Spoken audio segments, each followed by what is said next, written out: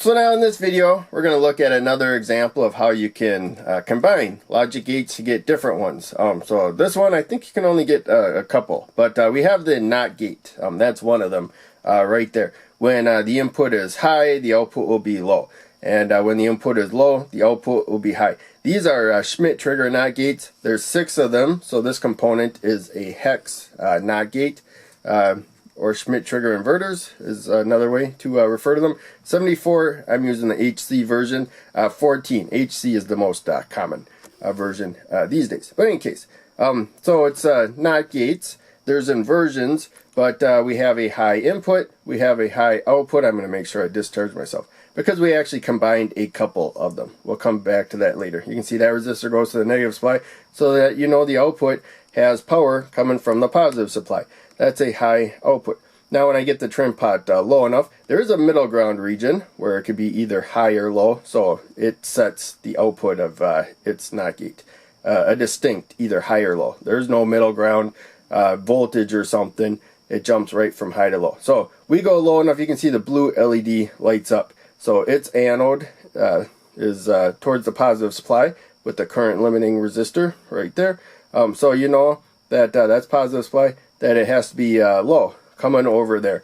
And again, these integrated circuits are really vulnerable to shock. I've fried a number of them, so from now on I'm going to try to discharge myself before I touch anything that might touch the integrated circuit. Kind of important you don't fry those. They're not that expensive though, you know, so don't worry, just buy, you know, more than one. I got 2 kits that include these, and actually I bought a whole bunch of 7414 integrated circuits.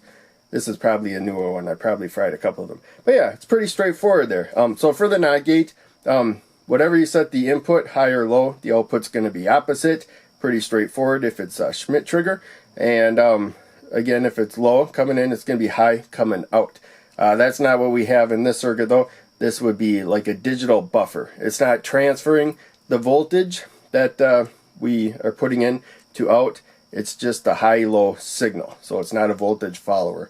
It's more of a digital buffer, I would think you would call it. So we got the high in, and that's to one of the NOT gates given a low out, which is going to the input of the other NOT gate right there, which is inverting it again. So its output is going high.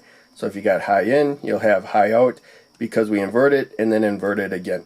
And of course, when the output's high, that means that the red LED will light up. It won't get the full 5 volts right there, but you know, it'll get as close as it can. And then when the output is low, that's ground, that's when the blue LED lights up. I go over that in a lot of circuits and stuff. These 7400 series integrated circuits, a lot of them work with 2 to 6 volts right there. Like you can go low in voltage with them. And you know, they can provide a fair amount of current for integrated circuits. And 25 milliamps, but that's only for one of the outputs right there. If you're using, in this case, all 6 outputs, then you'd have to keep it less than 10 milliamps each because there's a 50 milliamp total right there. Be aware of that. If you're using 5 of them, that gives you 10 milliamps each, slightly less if you're using 6. So yeah, there you can see the input for number 1 there. There's the output going to the input of the next one right there, and then the output. So whatever we set here, high or low, it's inverted, and then it comes over and gets inverted again. Pretty straightforward. With these integrated circuits, 7400 series, the logic gates, the inputs that you got, you don't want to leave them floating. You want to connect them to a supply voltage. Check the data sheet for specifics. But any NOT gate you're not using, make sure the input has a voltage that prevents oscillations. Locks the output in place. You don't have to connect the output to anything.